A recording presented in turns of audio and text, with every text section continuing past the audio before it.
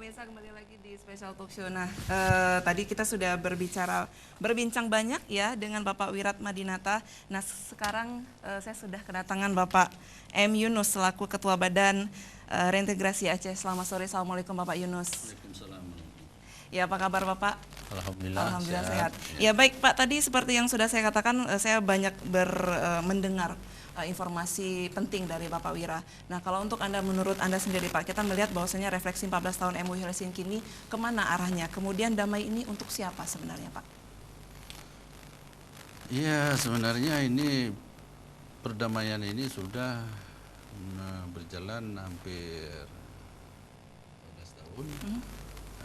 Cuman yang saya lihat kan salah satu dari nego perdamaian ini kan wujudnya satu badan reintegrasi yang khusus menangani persoalan kombatan, korban konflik dan dapur-dapur. Ya. Jadi apa yang maksud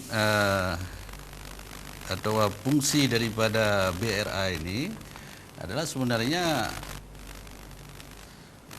memvalidasi data. Karena berbicara tentang BRA adalah data adalah titik nolnya. Apabila data tidak ada, BRA tidak berbicara begitu. Jadi maksudnya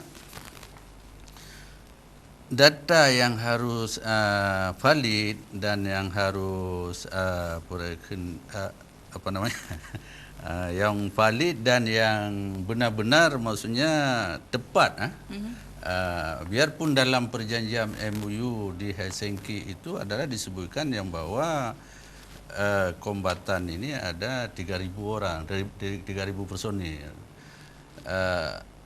Tapi kalau kita lihat di lapangan itu bahkan bukan 3.000, bahkan mencapai ratusan ribu.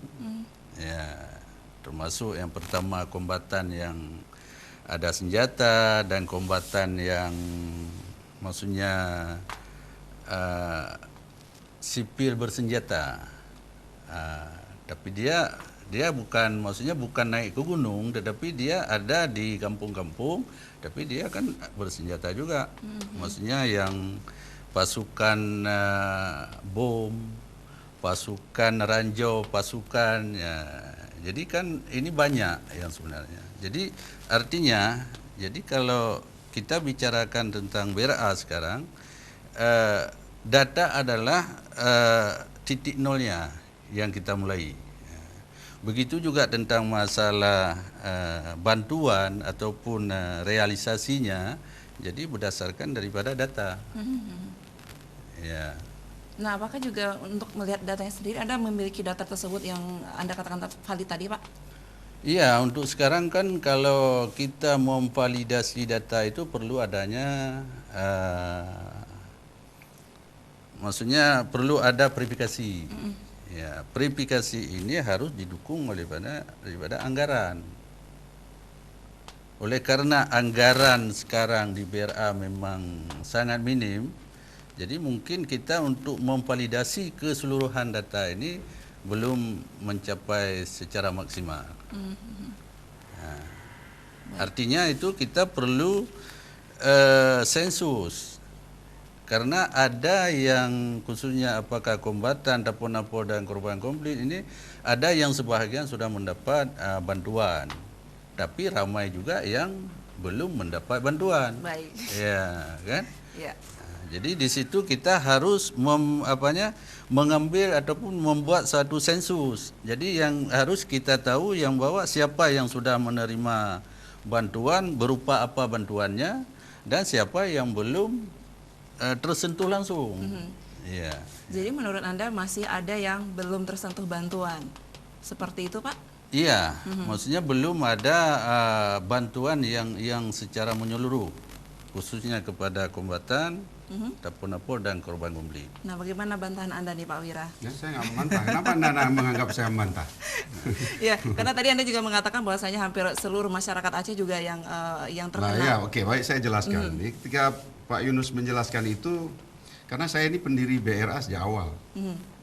Sebelum ada BRA itu dulu namanya ada Forum Pendukung Perdamaian Aceh bersama Pak Irwandi, Pak Ajwar Abu Bakar waktu itu. Lalu transisi kepada Pak Mustafa Abu Bakar. mulai dari Pak almarhum Usman Hasan sampai Profesor Yusni Sabi, saya sebagai penasihat di Badan Reintegrasi Aceh. Jadi saya tahu betul proses di awal itu. Nah, apa yang disampaikan Pak Yunus barusan seperti diskusi 14 tahun yang lalu. Bicara tentang data korban, data anak yatim, data janda, data kombatan. Itu diskusi 14 tahun yang lalu, yang hari ini masih juga bicara itu. Nah, lalu itu pada posisi beliau. Yang ingin saya katakan, pada fase 5 tahun pertama BRA pada waktu itu, sejak ketuanya Pak Usman Hasan, 2005, 2006, 2007, 2008, 2009, ada 2 triliun uang negara yang dihabiskan atas nama program pasca konflik yang dilaksanakan Badan Reintegrasi Aceh pada waktu itu. Untuk korban sama saja untuk yang masih trauma bekas kena luka tembak misalnya, cacat, masih sakit, lalu kemudian yang miskin rumahnya terbakar segala macam. Nah, data itu sebenarnya bisa menjadi titik awal. Jadi saya nggak paham juga. Ya, karena saya bukan orang BRA yang sekarang, saya nggak paham yang dimaksud dengan data yang mana. Ada 2 triliun uang itu, kalau nggak ada data, maka uang itu nggak akan habis pada waktu itu. Nah, karena masa emergensi itu selesai, lalu kemudian tuntas badan yang masih ad hoc itu, lalu ada transisi badan pendukung penguatan perdamaian Aceh, lalu barulah setelah ada kanun, barulah dibuat BRA yang Badan Integrasi yang sekarang ini yang masuk di dalam struktur pemerintah. Nah, problem data menurut saya tidak start dari nol. Tidak dimulai dari nol besar. Jadi ada data-data terdahulu, itu yang menerima itu siapa? Begitu. Kemudian setahu saya Badan Reintegrasi Aceh sekarang dalam tupoksinya sebagai badan itu dia koordinatif sifatnya. Di mana dia sebenarnya tidak lagi mengelola proyek-proyek post konflik itulah secara langsung, tapi berkoordinasi dengan dinas terkait. Ya, misalnya di antara korban konflik, apakah janda atau yang miskin, yang mana yang korban konflik itu bisa tinggal diverifikasi, dia di dinas sosial. Dan datanya juga karena ada. Karena dari dinas sosial itu tidak memisahkan korban konflik atau enggak. Oh iya. Ya tinggal dicek saja yang mana yang di antara yang masuk program Keluarga Harapan, yang masuk dalam program bantuan ABC dan seterusnya. Lalu diverifikasi lagi data kesehatan. Program JKA itu bukan hanya untuk korban konflik atau hanya untuk bukan korban konflik, untuk yang korban konflik ataupun tidak. Seluruhnya. Oke. Nah, berapa banyak data yang dilayani oleh Dinas Kesehatan JKA itu yang sebenarnya di situ ada korban konflik. Lalu begitu juga yang lain-lain ya. Yang misalnya apalagi yang terkait dinas sosial, dinas kesehatan. Tadi seperti saya katakanlah data anak yatim beasiswa. Ya. Anak yatim yang baik dia butuh dukungan dana atau yang kurang mampu yang harus dibiayai oleh pemerintah, yang ada di program dinas pendidikan, yang mana yang didistribusikan kepada anak-anak yatim yang bukan korban konflik atau yang bukan, karena mereka semuanya pokoknya yang namanya anak yatim di Aceh ini, rakyat Aceh semua dikasih. Semua nah, tinggal dicek yang mana anak yatim yang sudah mendapat dia beasiswa dari Dinas Pendidikan atau dari BPSDM kalau untuk yang beasiswa. Itu sebenarnya adalah bahagian dari proses penguatan database yang dilakukan bersama. Jadi tidak perlu sendiri-sendiri. Kalau BRA melakukannya sendiri-sendiri itu ngulang dari nol lagi. Dan itu butuh waktu yang pastinya. Nah, kemudian sebenarnya sekarang ini pendekatannya adalah pendekatan post konflik, apalagi semakin jauh waktunya sudah 14 tahun. Tadi katakanlah lembaga ini dia sifatnya koordinatif saja. Kalau misalnya belum punya rumah, Perkim sekarang mulai 2019 punya proyek ada pembangunan rumah rumah duafa. Rumah duafa betul sekali. Ada 6.000 rumah. Ya, manfaatkan skema dari Perkem itu. Jadi koordinasi saja. Saya kira tidak lagi bikin data sendiri, dikerjakan sendiri, didistribusikan lagi. Itu yang BRA yang tahap pertama. Itu kalau pandangan saya seperti itu. Baik, terima kasih Pak Wira. Saya kembali ke Pak Yunus. Pak Yunus, ini kalau kita merujuk pada poin-poin perdamaian yang berkelanjutan nih Pak ya, mungkin ada evaluasi apa yang Anda harapkan agar dapat perhatian yang sifatnya urgent nih Pak. Tadi sudah jelaskan seperti JKA misalkan, pendidikan anak-anak yatim misalkan. Selain itu apakah yang Anda harapkan untuk revisinya selanjutnya? Iya, yang menurut saya itu masalah BRA ini, ya seperti saya bilang tadi, kalau menurut saya kan soal data ini adalah titik nolnya. Artinya, jadi semua program ataupun ini kan dalam dalam perjanjian MOU Helsinki, ini kan disebutkan yang bahwa kewajiban pemerintah pusat dan pemerintah daerah dalam menyelesaikan persoalan reintegrasi. Iya. Jadi yang sebenarnya kami dari BRA ini cuma memvalidasi data, kami serahkan kepada pemerintah, ya terpulang pada pemerintah bagaimana memfasilitasinya. Itu menurut saya dari MOU Helsinki. Jadi artinya BRA ini melepaskan tanggung jawab begitu Bukan saja melepaskan. atau masih memantau juga? Nah, BRA ini kan badan pelaksana. Iya. Jadi kalau memang sesuai dengan perjanjian MOU yang bahwa kewajiban pemerintah pusat dan pemerintah daerah, artinya kalau pihak pemerintah tidak menyediakan anggaran yang mencukupi, jadi BRA apa yang bisa dibuat? Kan kami sebagai badan pelaksana, artinya kami ibarat seperti dapur. Orang yang menunggu ini mau dihidang cukup banyak. Tapi kalau bahan tidak ada apa yang mau dimasak, apa yang mau dihidangkan? Iya.